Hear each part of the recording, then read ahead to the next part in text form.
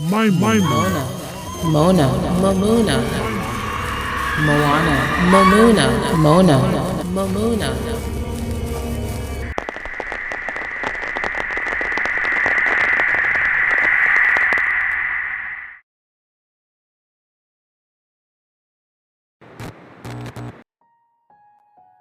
For a long time, hearing my name out loud felt like bracing for impact.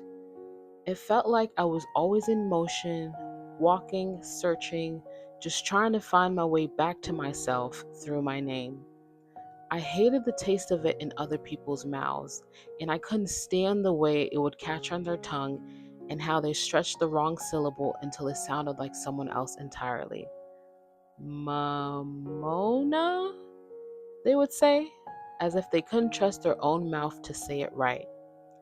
There was a level of unease that came with correcting someone, and at 13, I just I, I didn't have the confidence to take up that space. My name was something that I inherited, like a hand-me-down passed through my family. The kind you wear because you're supposed to, even when it doesn't quite fit. And somewhere between trying to grow into it and forcing it to fit, I ended up in the classroom where everything started to change. At 13, I was still figuring out who I was, and my name felt like part of that journey.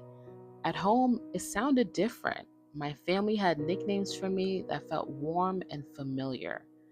But in English class, when we were supposed to be discussing Huckleberry Finn, my friend grabbed a marker and wrote my name across the board in big slanted letters.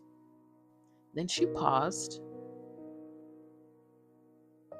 and wiped away the first two letters. Moona, she said out loud.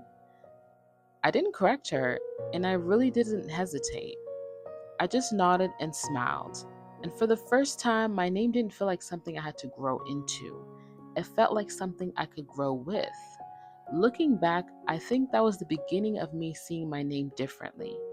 I began to see it as something layered and beautiful, something like art. At first, it felt freeing, like she had unlocked a version of my name I had overlooked, a version that felt lighter and easier to carry. I liked that it sounded more natural, but once that feeling settled, I started to feel a sense of doubt. I had spent so long thinking I was supposed to quietly carry the discomfort of hearing my name said wrong that anything new felt weird. I could not yet imagine a world where my name could change outside of my home and still belong to me. But in trying to make my name feel more like mine, I realized I had been doing that in other ways.